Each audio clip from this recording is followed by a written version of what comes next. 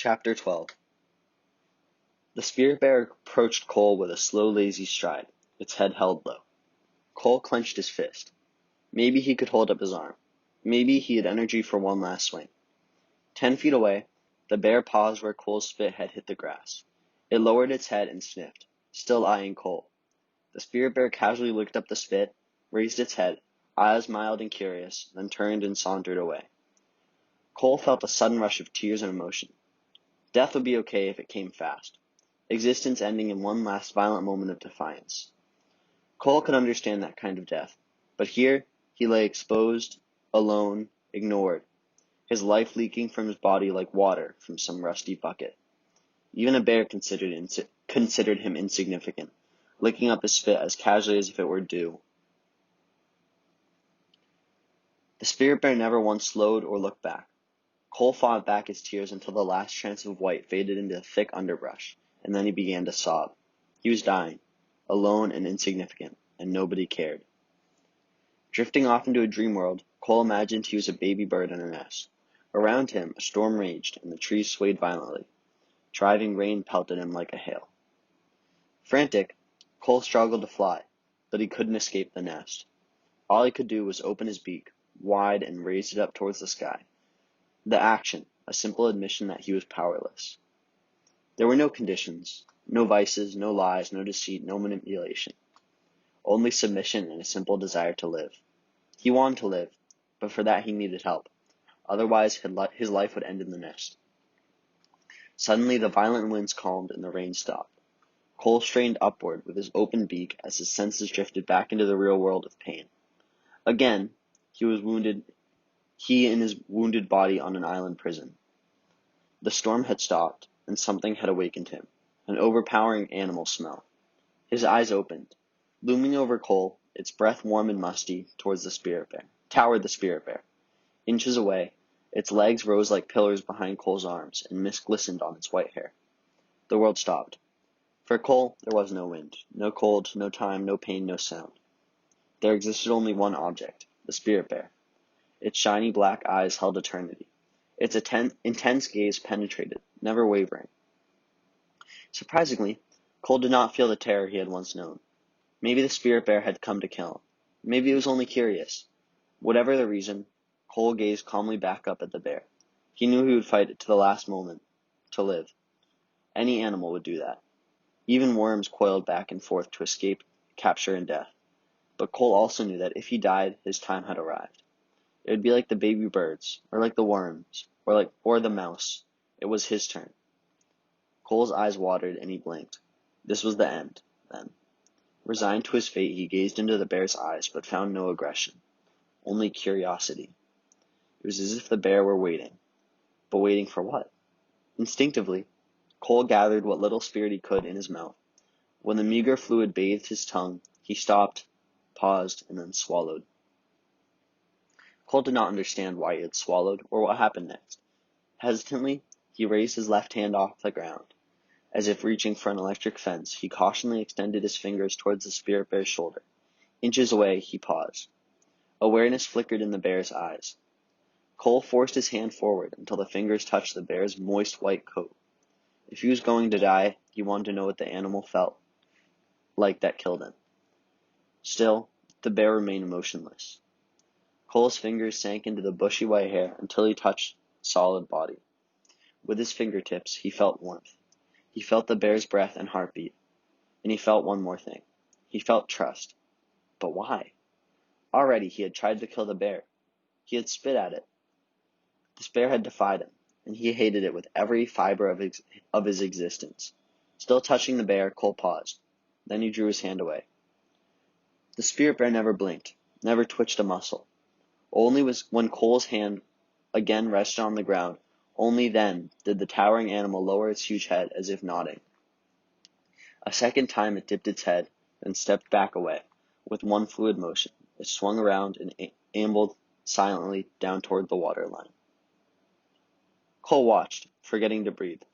He expected the bear to stop when it reached the shoreline, but the great white animal waded into the water and swam with powerful strokes out into the bay toward the open ocean.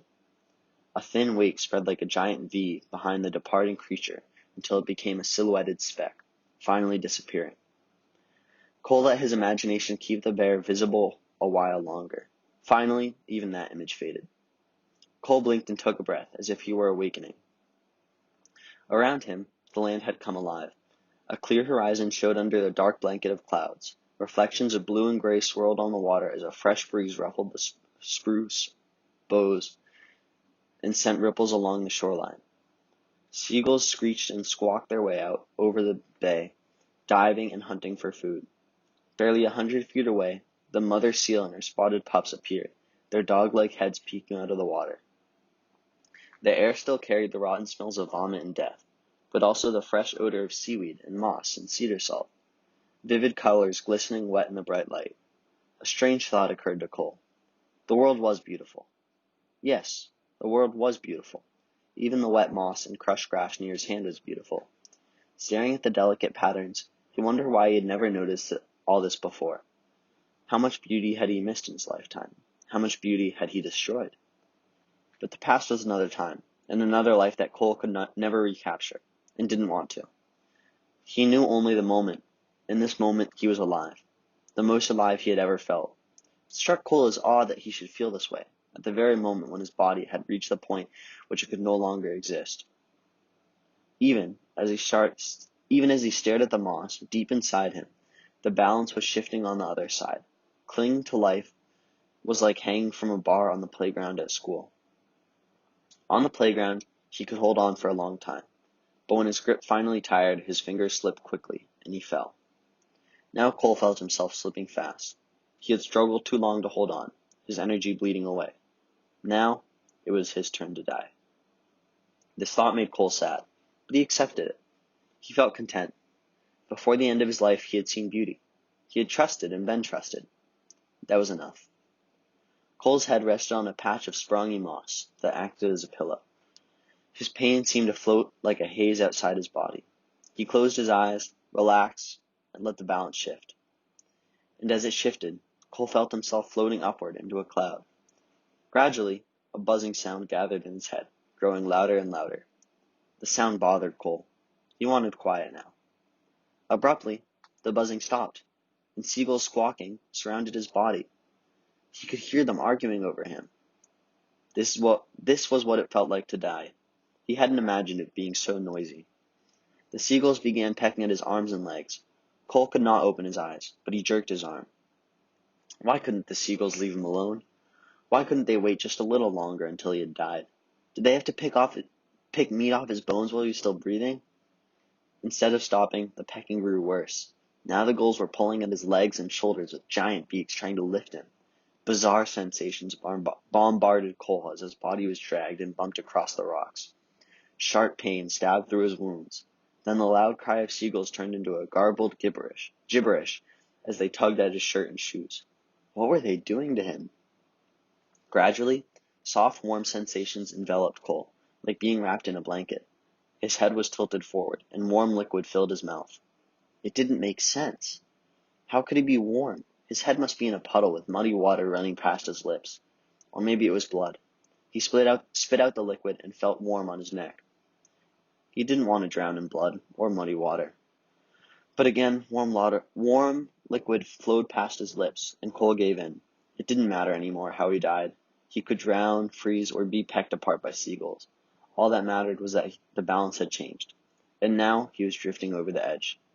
"Hang in there, champ! Hang in there!" a voice sounded. The buzzing sounded again, louder, deafening, like a swarm of giant bees preparing to attack. Then the world tilted and bounced. With each bounce, pain throbbed in Cole's chest. Something cradled his neck and steadied his head when the jarring grew too intense. He kept trying to push himself over the edge, but again his head was lifted, and more warm fluid flowed past his lips. "Hang with me, champ!"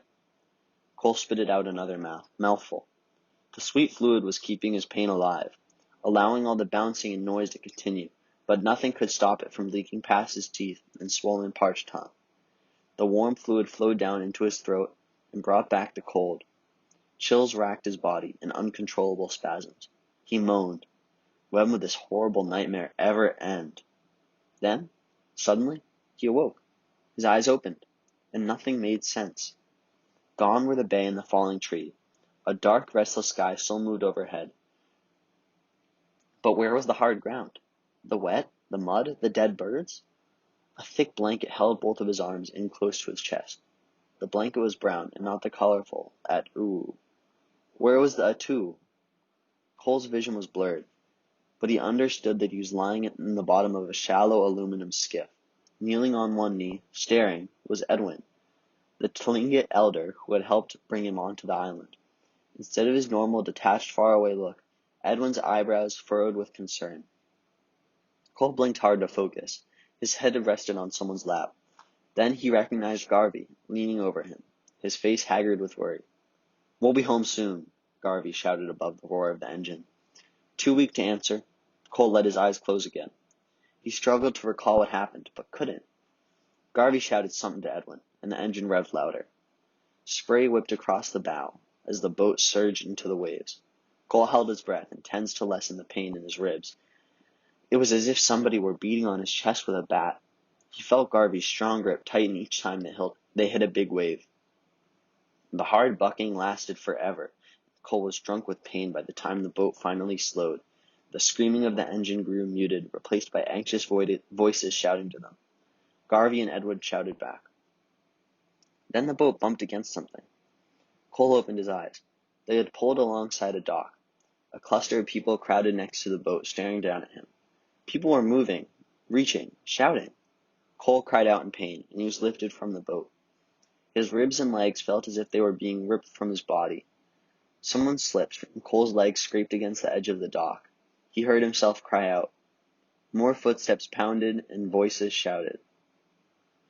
The dock swayed, and Cole grabbed blindly at the air to stop the world from moving. He couldn't take any more of this torture. It had become violent. The commotion continued.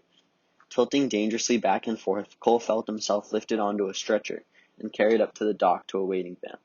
Doors slammed, a motor revved, and there was more bouncing as the van raced down the road. Cole's pain faded into delirium. The next sensation was of entering a room and being lifted onto a soft, warm bed. Careful hands dried him and worked his pants off.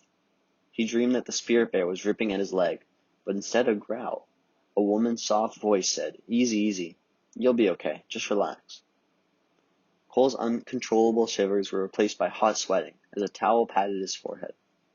When the commotion finally stopped, Cole lay completely spent, drifting in and out of consciousness. He felt a warm blanket being tucked around his neck. He opened his eyes. Where was the atu? Seeing Cole's eyes open, Edwin and Garvey stepped forward, one on each side of his bed. Edwin studied Cole. "Sure busted yourself up," he said plainly. Garvey nodded agreement. "Lightning knocked down a big tree. The branches must have hit you." Cole tried to speak, but no words came to his throat. A short, round-faced Tlingit woman crowded beside the bed. "His wounds aren't from any tree," she said, pulling back the blanket. "Look." Edwin glanced down at the bloody red gashes surrounded by puffy ashen skin and whistled low. "Those are bite and claw wounds," the woman nodded. "He's been attacked by a bear." Cole nodded. Fear flashed in Garvey's eyes. "I'm okay," Cole succeeded in grunting weakly. A thin smile failed to hide Garvey's concern.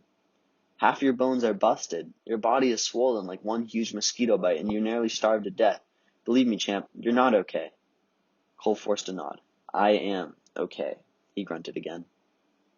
End of chapter 12.